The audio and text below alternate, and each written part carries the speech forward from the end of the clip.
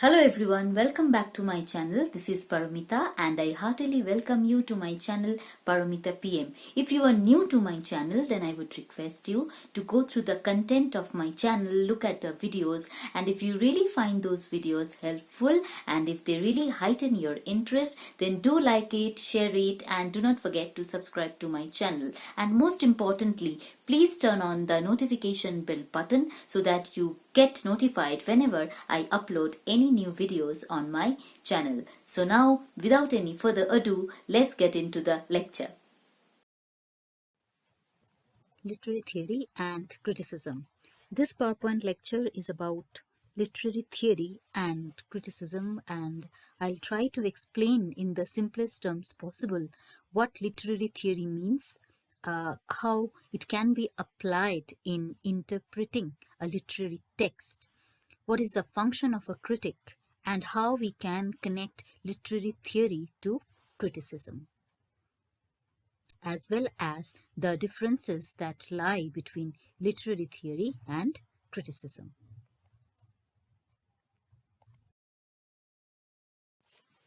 So what is literary theory? Basically, literary theory means a body of ideas, a set of ideas or methods that can be used in analyzing or interpreting a text. In fact, literary theory basically provides us with a set of ideas, or we can say a specific approach that we can use in order to analyze a work of literature, in order to interpret it. It doesn't refer to the meaning of a work of literature. Yes, it's true that when we think about literary theory, we should never believe that it is going to provide us with the meaning of a work of literature, or literary theory is equivalent to the meaning of a work of literature. Rather, we should understand that literary theory actually refers to the theories that help us understand the different ways of looking at a work of literature, or let's say these literary theories help us reveal what literature can mean. For instance, like reader A can have a definite perspective to look at a work of literature, while reader B can have a different way of looking at the same piece of literature. So the thing is, these literary theories help us understand or help us figure out how one work of literature, can have different layers of meaning. And that we are able to do when we apply a literary theory while analyzing a text. It is a description of the underlying principles by which we attempt to understand literature. Very true that it is a description of the underlying principles. So if we try to define literary theory, then we can say that it talks about the principles that lie beneath. Okay, or we can say these are the principles that we can make use of in order to understand literature. So maybe while reading a text, we are not able to reach at a possible meaning.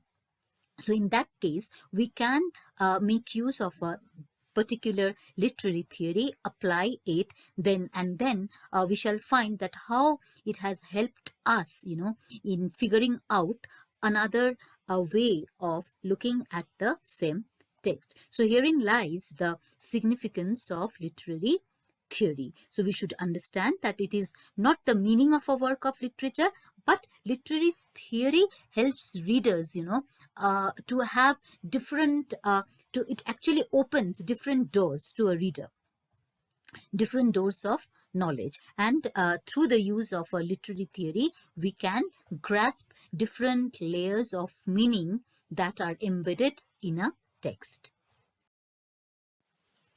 On the basis of certain assumptions or beliefs that a particular theory abides by, like I said in the previous, while discussing the first slide, that literary theory means a set of ideas, a body of ideas. So it means that a particular theory has its own set of beliefs, has its own set of assumptions, and it abides by it. So these assumptions or beliefs are nothing but are nothing but they provide us with the knowledge about that particular theory that it abides by. And when we gain knowledge about that particular theory, what happens is we become, aware of it, how that particular theory works, and then it helps us in deciphering the layered meaning in a work of art, literature, or culture.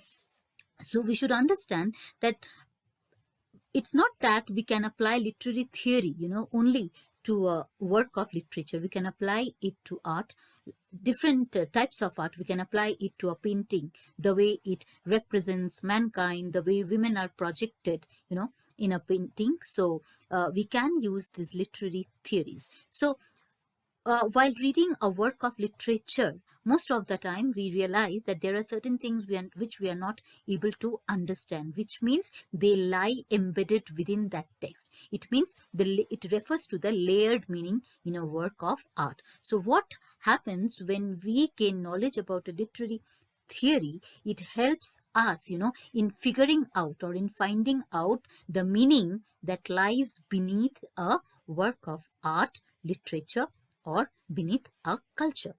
So basically, it helps readers to look at a work of literature through a critical lens. Sometimes while reading a poem or while reading a novel, we just understand the surface meaning of the text. For instance, if a student, belonging to class 12 reads the text Pride and Prejudice, okay, so only the surface meaning of that text, will be understood by the student. But as you grow and you become aware of the feminist theory, you become aware of the Marxist theory, then gradually you understand, how these theories actually, can be applied in order to analyze the text Pride and Prejudice by Jane Austen. So basically, these theories provide us with a critical lens, through a critical lens, which means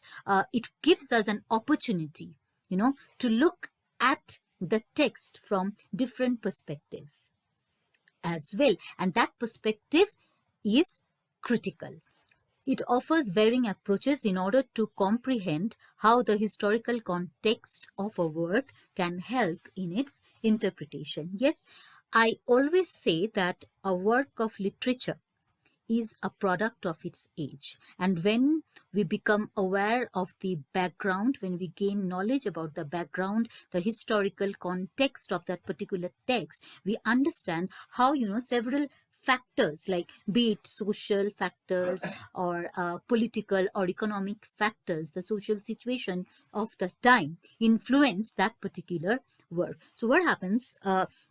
Literary theory, therefore, provides us, with varying approaches in order to comprehend, in order to understand how the historical context of a work can help us, in its interpretation, how we can use it in order to interpret that particular text. So basically, literary theory arms us, we can say, or provides us with a critical lens, which means that as a student of literature, we shouldn't be satisfied with the surface meaning of the text. We should try to figure out the varied meanings, the varied implications that lie beneath that literary text.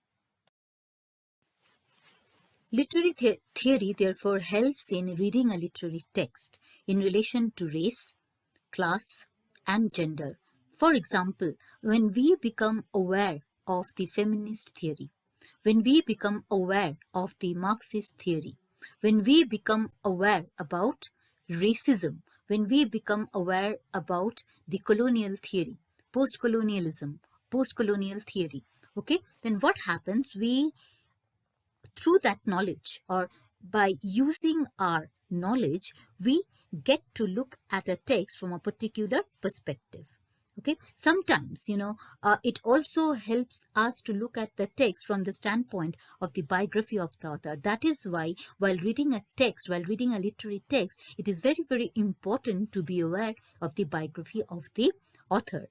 because somewhere, if when we become aware of the biography of the author, his background, his life, the kind of experiences he had, it helps us in figuring out, something in the text which we can very well relate to the life of the author. For instance, what I mean to say here is the autobiographical elements. For example, when we read Sons and Lovers, okay, and we know the biography of D.H. Lawrence, when we gain knowledge about his life, then we find, his life, we find his life being represented in the text through fictional character, through the depiction of fictional characters. And then we understand that these are the autobiographical elements in the text. So as far as literary theories are concerned, literary theories helps us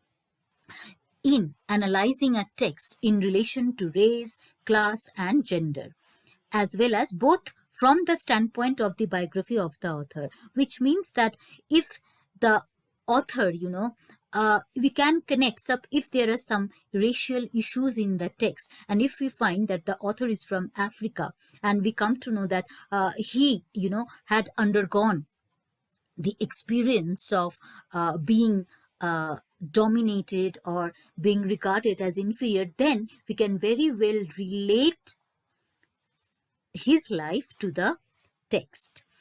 It can be said that the work of interpreting a text rests on the set of concepts and intellectual assumptions that comprise literary theory. So, once we become aware, or once we gain knowledge about a literary theory, we understand that we can use that particular theory, its principles, and then analyze or interpret a text. And this interpretation being done by a reader, or this interpretation or analysis, on the part of the reader, completely relies or depends on the set of ideas or the body of ideas and intellectual beliefs that consist of that or that comprise that particular literary theory. So when I become aware, or when we become aware of the Marxist theory or post-colonial theory, or feminist theory, then we can figure out, when we read a text, we find that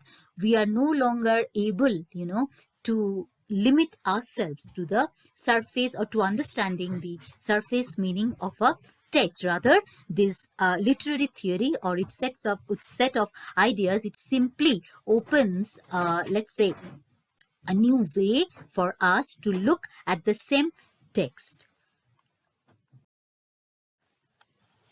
It needs to be understood that all critical practice regarding literature depends on an underlying structure of ideas in at least two ways, which means critical practice. What is this critical practice all about? This critical practice is about analyzing a work of literature, interpreting a work of literature. And why is it called critical?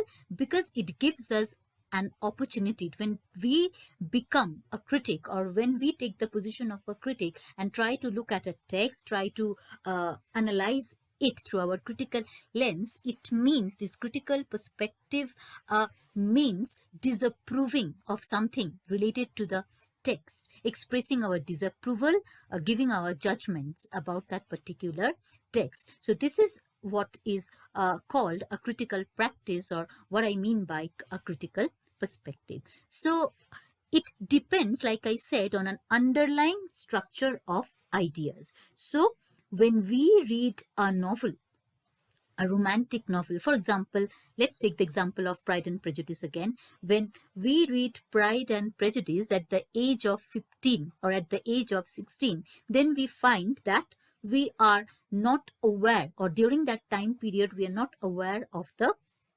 structure of ideas or the theories, that can be applied to analyze the text critically. And as we grow and we become aware, we gain knowledge, then we apply it to a text, we find that a particular theory provides us a logic which constitutes the subject matter of criticism.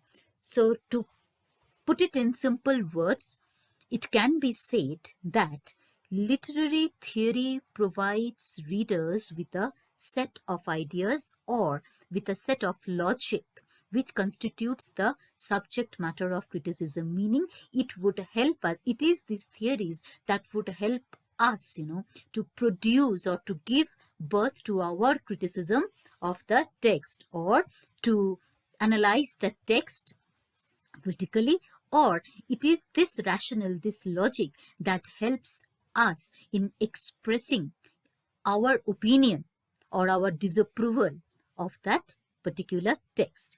So this is the literary part, and the specific aims of critical practice, which is the act of interpretation itself. Yes, when we try to look at a literary text through a critical lens, what do we aim at? Our aim is nothing but to interpret the text itself. Now let us have a look at the meaning of the term criticism. The term, as you can see, the slide says that it is generally understood as an act of finding fault or criticizing. So if you are a critic, what you do is you express your opinion about a particular text, you express your disapproval of something about a text. So it is generally understood that it is an act of finding fault or criticizing. So when we play the role of a critic and we try to analyze a text critically, it gives us that opportunity, like I said, to find out faults or loopholes in that particular text. And when we apply a theory, it helps us in producing literary criticism or in producing criticism of that text. In connection to literary theory, therefore, it denotes the act of interpreting. Yes, so literary theory. Now, when we try to connect literary theory to criticism, what does that imply? It implies that when we apply a literary theory, or application of literary theory helps us in interpreting the text, in analyzing the text, and therefore make judgments of individual and comparative worth of works of art such as literature. It means that through the application of literary theory, we can not just analyze or interpret a text, but we can also compare works of art. We can also compare one text to another, and also find out like it says, that comparative worth. So basically, criticism emerges with the application of literary theory. Such analysis and judgment is presented, therefore, in the form of a critical comment, review, article, essay, etc. So when we are analyzing a text, when we are interpreting a text critically, how do we present our criticism or our evaluation of that particular text? It could be in the form of a critical comment. It could be in the form of a review, an article, or an essay. So we can say that this kind of analysis and judgment that comprises criticism could take different forms. Hence, literary criticism is therefore the interpretation, analysis, classification, and ultimately the judgment of literary works. And literary criticism consists of literary theory and its application that helps a reader, to criticize a text, to evaluate a text, or to express his or her judgment on that particular text. So it may examine a particular literary work or look at an author's writings as a whole. So we can apply a particular literary theory and examine a particular literary work, or look at an author's writings as a whole. Suppose if we are interested in analyzing all the text, or critically analyzing all the novels that are written by Jane Austen, then we can apply a particular literary theory that we are interested in, and then we can analyze or interpret all the writings of belonging to that particular author as a whole. Since we are discussing literary theory and criticism, since we are discussing literary criticism, what it means, what is its function, it is very, very important to know the function of a critic. Like, how should, a critic behave? What should be his or her approach like? So basically, a critic is someone who finds the merits and demerits of a literary work. So this is something that was believed in the 17th and 18th centuries, that his work or his task, is to find out the faults, okay, or the positive aspects of a literary text. But you should understand that this role of a critic is not just confined to evaluating whether a work of literature is worth reading or not, whether it can be categorized as good literature or bad literature. Okay, rather, a critic should always make an attempt, not just finding the faults or loopholes in a particular text, but he should also, try to reach a critical understanding of a particular text in relation to aesthetics, social, political, and cultural statements. For example, again, if I take into account Pride and Prejudice, I'm referring to the same text over and over again so that it becomes, clear. Now, a reader may think that Jane Austen, has undermined or has looked down upon women in the novel Pride and Prejudice. But then, if you immediately take into account the social, cultural, and political context of the novel, then it would immediately become clear to you that what Jane Austen was trying, she was simply depicting what was going on in the society of the time. She simply intended to depict, or she simply intended to portray, the predicament of women of that age. So a critic, firstly, should never have a biased approach. First of all, I might be very much interested in feminist theory. I may not be interested in Marxist theory, but there is nothing wrong if I gain knowledge about Marxist theory and also try to apply it to that particular text. So it's not that since a critic is interested, or a reader now who is playing the role of a critic is interested in feminist theory, so he would simply analyze the text, interpret the text, and make his function, very limited. And just on the basis of that particular theory, he would label that very work of literature either as good or bad. Instead, a critic should always make that attempt, like I said, to reach a critical understanding. He or she should always try to figure out, the possible meanings or the possible interpretations or analysis of that particular text, and should also take into account the social, political, and cultural context.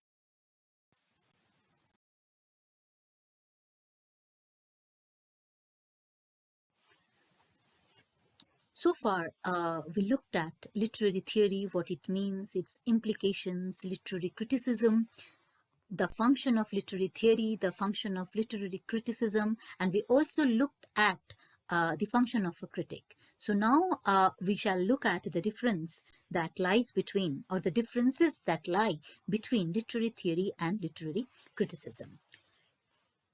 Literary theory informs literary criticism, which simply means that literary criticism is not possible without literary theory.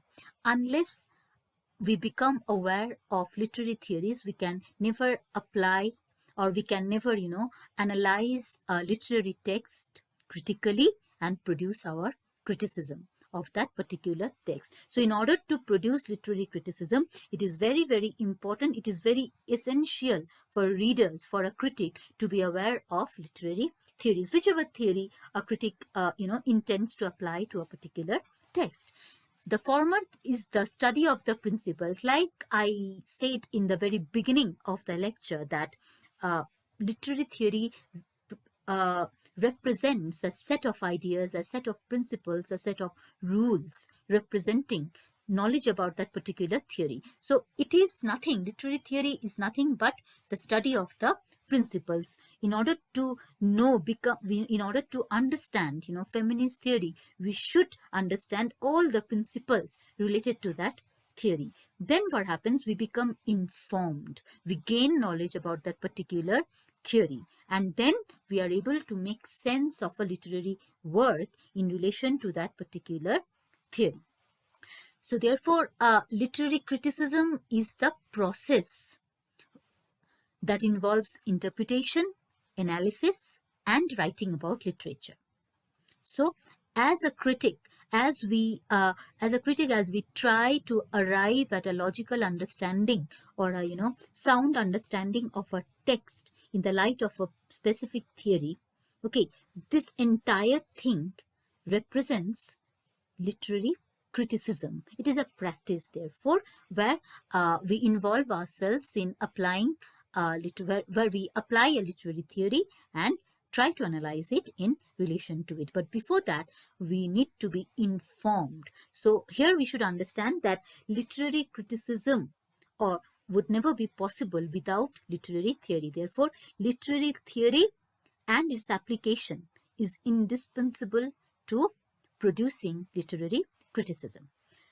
And hence we can say, or we can conclude saying, that literary theory is therefore the backbone of literary criticism, or it provides a critic with that framework or with that infrastructure that is required for producing criticism, or that the framework that is required to discuss a text. So this is something that is provided to readers by literary theory.